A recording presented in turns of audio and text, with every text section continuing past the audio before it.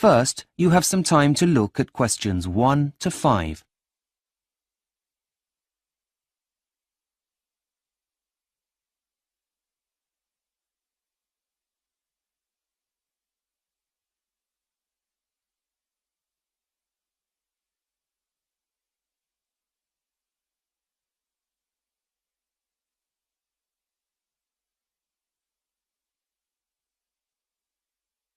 You will see that there is an example that has been done for you. On this occasion only, the conversation relating to this will be played first. Hi, good afternoon, sir. Excuse me? Could you spare a minute, please? Oh, hello. Sorry, I was in a world of my own. I didn't hear you there. No problem.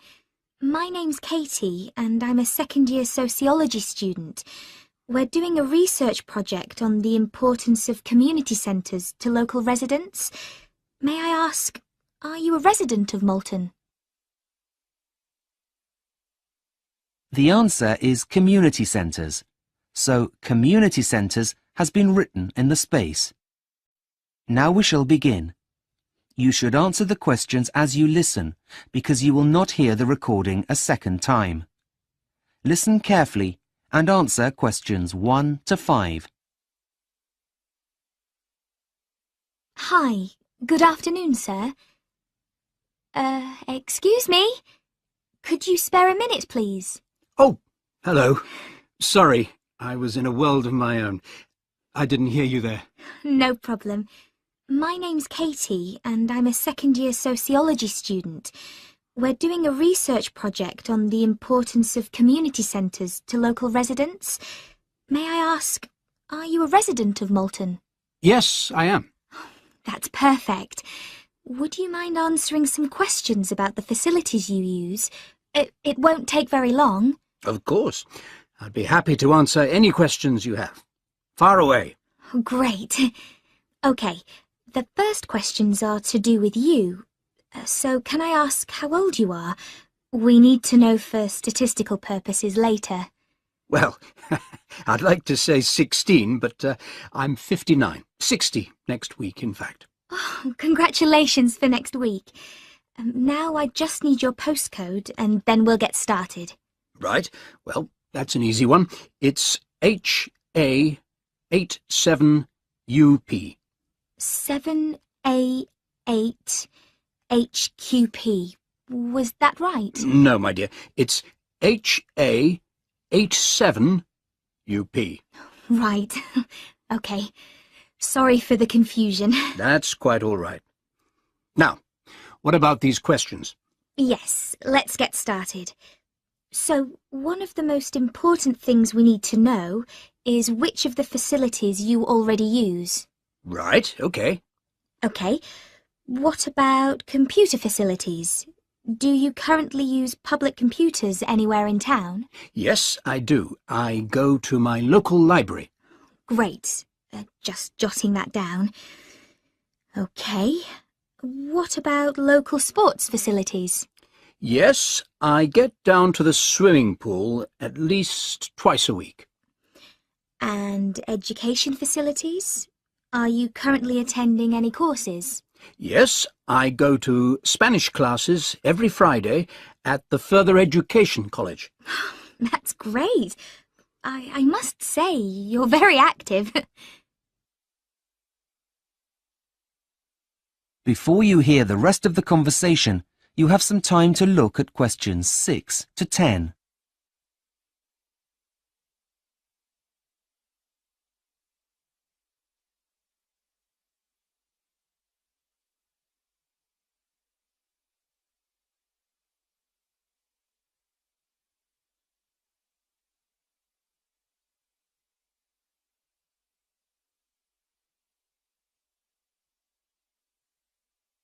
Now listen and answer questions 6 to 10.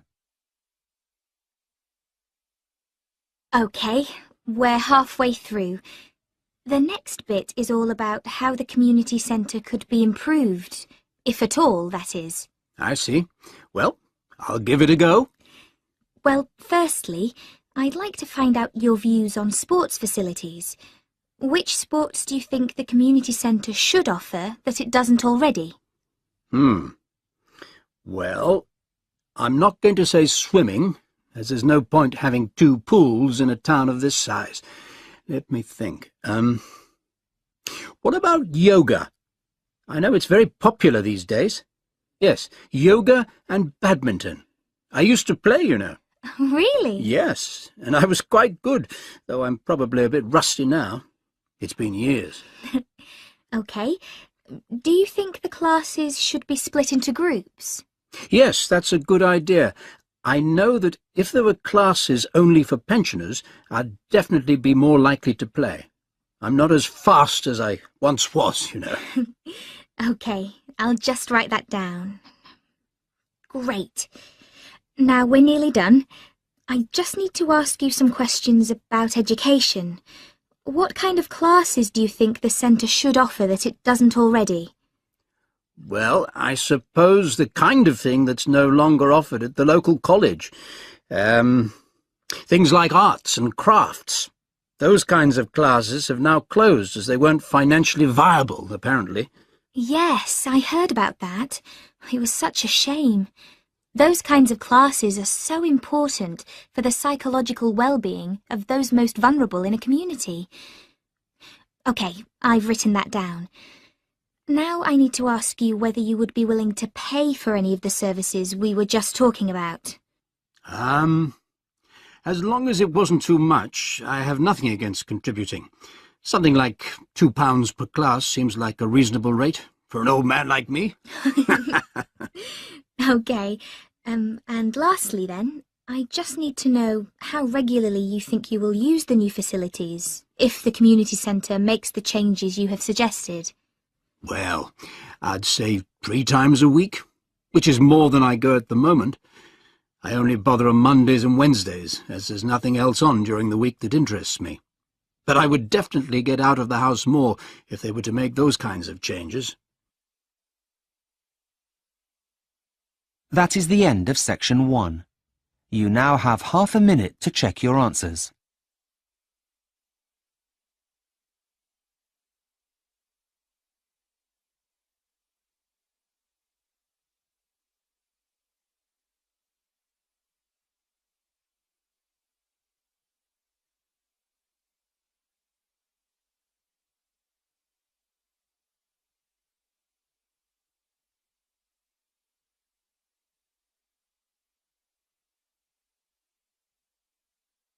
Section 2.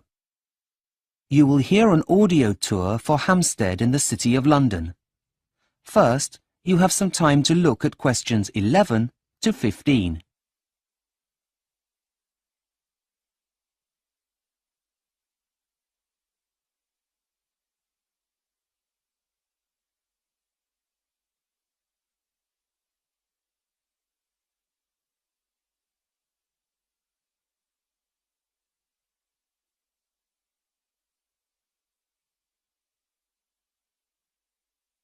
Now listen and answer questions 11 to 15. Hi and welcome to the Walking Audio Tour Service, which offers guided audio tours of over 30 walks around London. The full list of the walks is available on our website. You have chosen the Hampstead Heath Tour Part 1, which was, in fact, the first of the walking tours that were recorded. Your walk takes you through part of the Heath, a huge, wild, open parkland, where Londoners and visitors to the city can come and enjoy some leisurely and refreshing exercise. The Heath is one of the gems of North London. When you enter the parkland, you will feel as if you are walking in the wild countryside, but you are actually still in an urban area. The walking tour begins here at the exit to Hampstead Underground Station, which is the deepest station on the London Underground system. We hope that you enjoy your experience, whether you are on your own or sharing your walk with a companion. So, let's begin your tour. We hope you enjoy it. If you turn right as you exit Hampstead Station and stay on the right-hand side of the road, the main thoroughfare, Heath Street, will take you up the hill to the heath itself. You are now walking away from the main shops and cafes in Hampstead Village, but you can return to visit these after your walking tour for some window shopping. The village is busy during the daytime and the evenings. Now back to Heath Street. As the road winds northwards up Heath Street, you will pass some shops and restaurants on your way to the heath. When you reach the top, the first part of the heath that you will see on your right is the Vale of the Heath, which has some spectacular houses built on the heath itself beside a large pond. If you go along a little further, you will come to a fork in the road, where one road, North End Way, turns to the left and goes northwest away from the heath. And on your right is Spaniards Road, which turns northeast, cutting through the parkland. Walk along this latter road a little way and look for the first opening on your right, where a path leads you down into the wild parkland. As you descend along the pathway, you will find that the noise of the busy road that is just on your left disappears completely.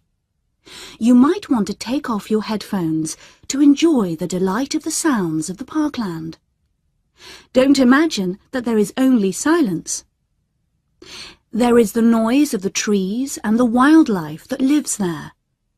As you walk along the path, you will come across several paths coming from the right to join the path that you are on. But keep going until you come to the first fork in the path. Now take the path that goes to your left, which will bring you shortly to the open spaces around Kenwood House. Before you hear the rest of the audio tour, you have some time to look at questions 16 to 20.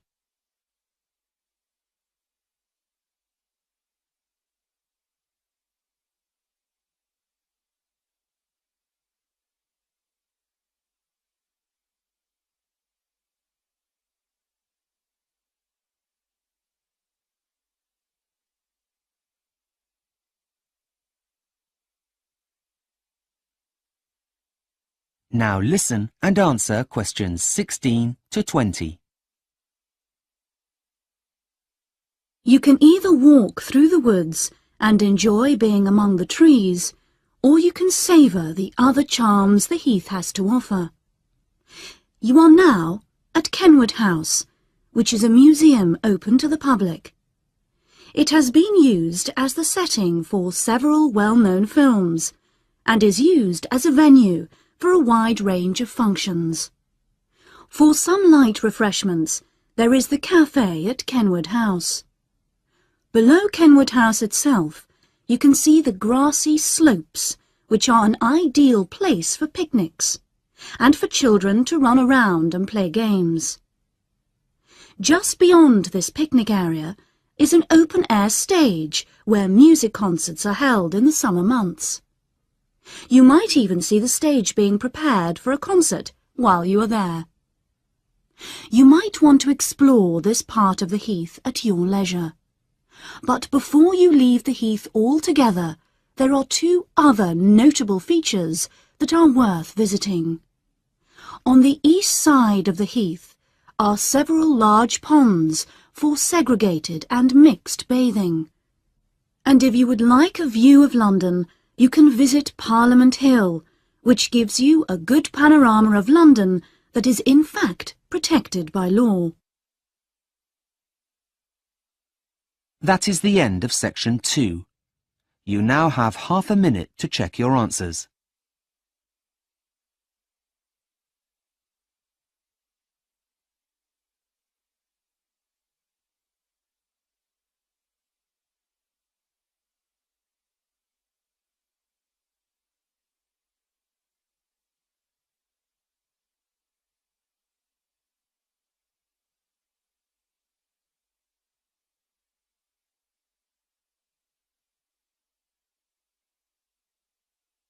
Section 3. You will hear a tutor talking to a student about a case study. First, you have some time to look at questions 21 to 25.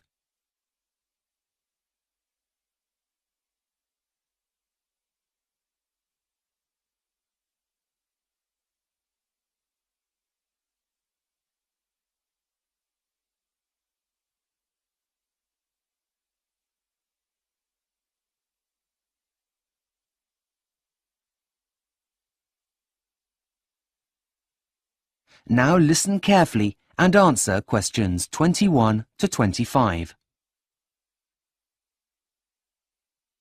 Hi, am I bothering you? Is it okay to see you now? Hi, Jack. No bother. Please come in. As you're a tutor this year, it's my responsibility to oversee your assignments. Now, where are my notes? Oh, yes, here they are. Okay.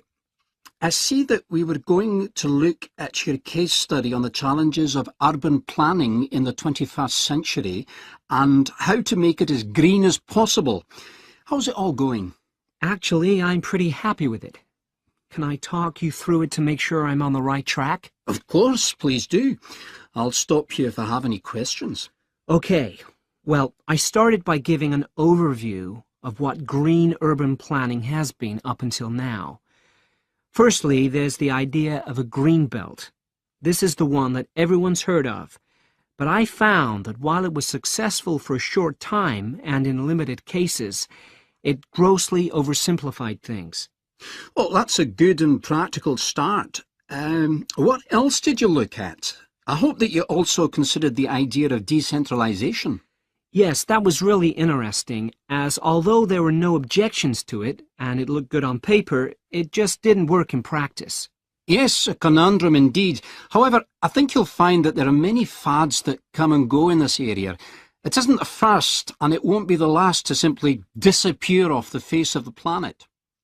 Well, this is all very good so far. What did you look at next?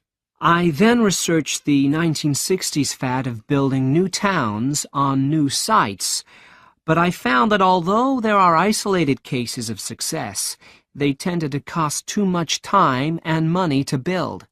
Keeping to that theme, have you considered the idea of brownfield sites? That is, sites that previously had another use, being converted into residential areas. Like the idea of buildings that were once banks being turned into restaurants, that kind of thing. Yeah, that's right. No, I hadn't thought of that. Well, I'd say it's a pretty important option in most urban areas today. Even though there have been issues with safety, if the land were contaminated in any way, at least it tends to attract no objections from local residents. Okay, thanks. I'll make sure I put that in. Anything else? Well, I'm not sure about this last one, but I thought the idea of pedestrianizing central areas was an interesting concept. Do you think it's valid here? Well, it's certainly not a bad idea. The only thing is that it would probably intensify the problem of congestion in inner city areas and would disrupt local residents' sleep if the construction work were to happen during the night. The use of loud excavators to repave the area would be inevitable. Yes, I take your point, but in some older cities, I think it's one of the few viable options. Well, as long as you state that, then it can definitely be included. Before you hear the rest of the conversation, you have some time to look at questions 26 to 30.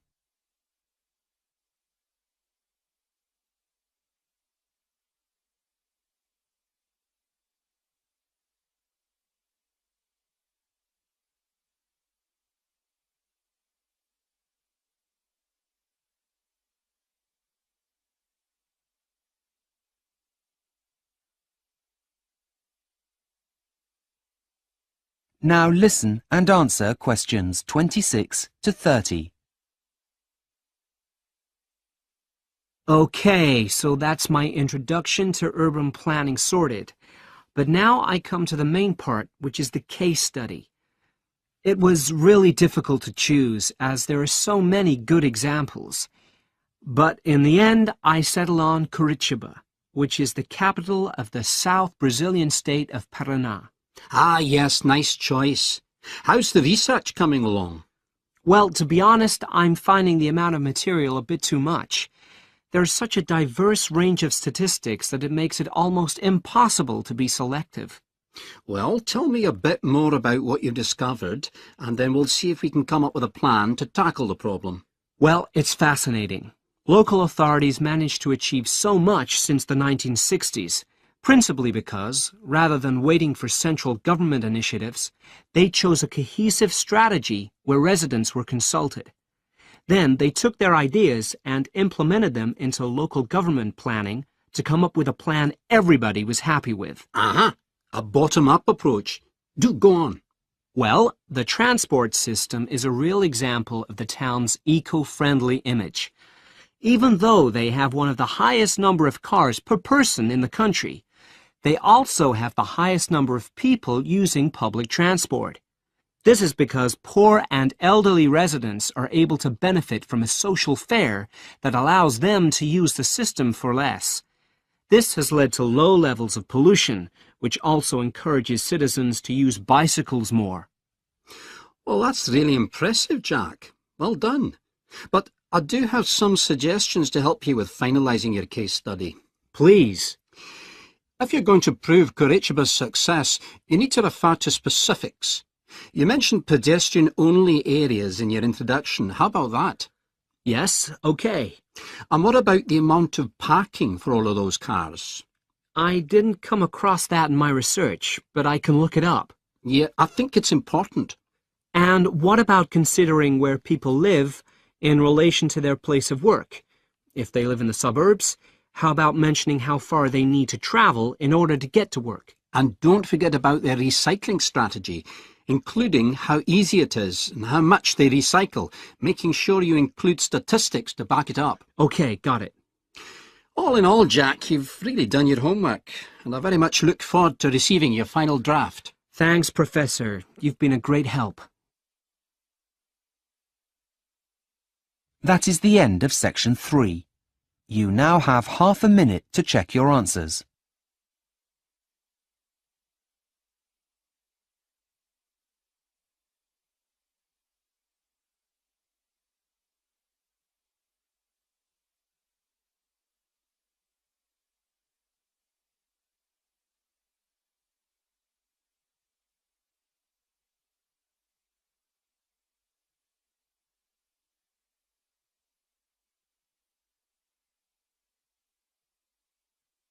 Section 4. You will hear part of a talk to economics students about how to make the most of their course. First, you have some time to look at questions 31 to 40.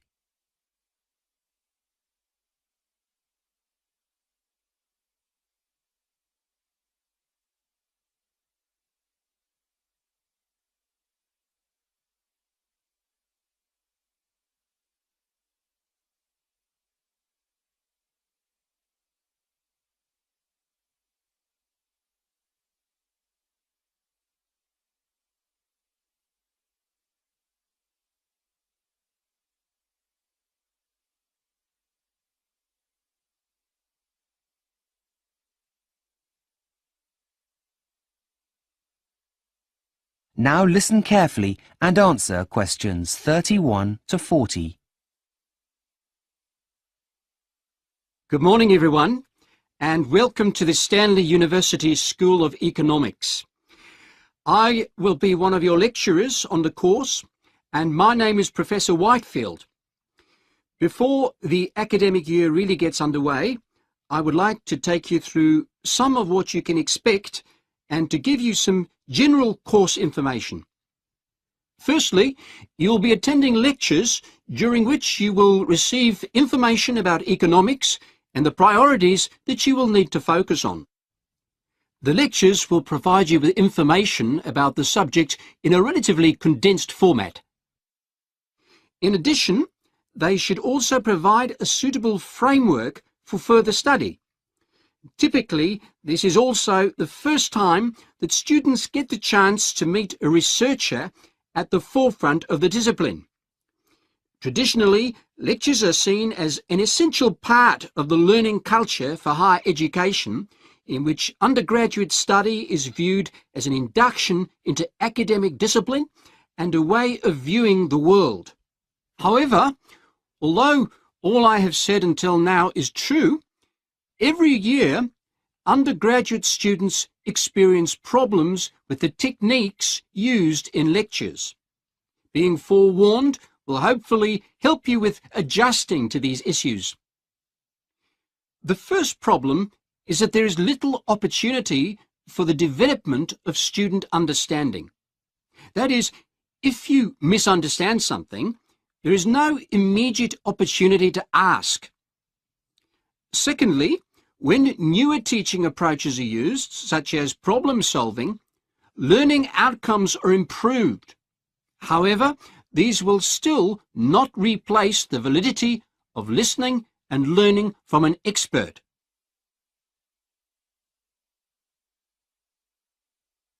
Now, before you start despairing, there are several things that you can do in order to make the learning process and consequently your student life at the university easier. First and foremost, be prepared. You will be given a reading list. Don't just throw it away or forget about it.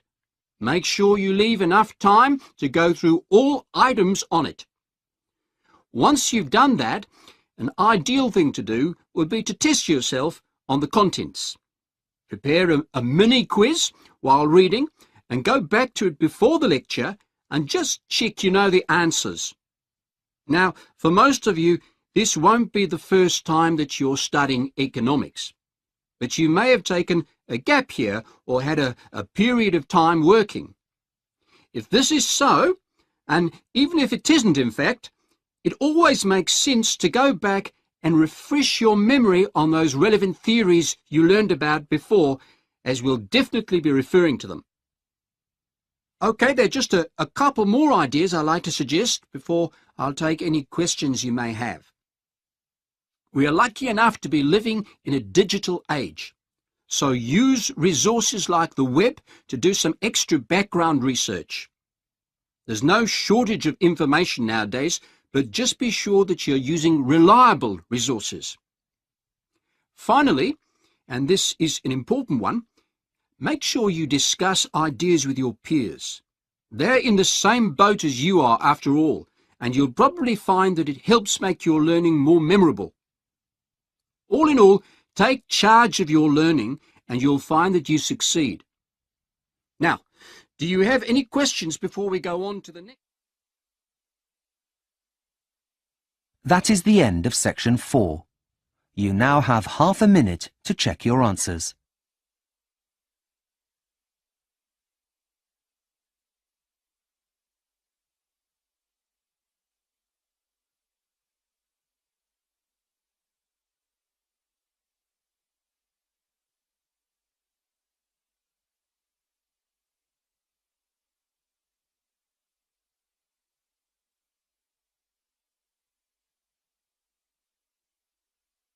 That is the end of the listening test, the Ielts test. You now have 10 minutes to transfer your answers to the listening answer sheet.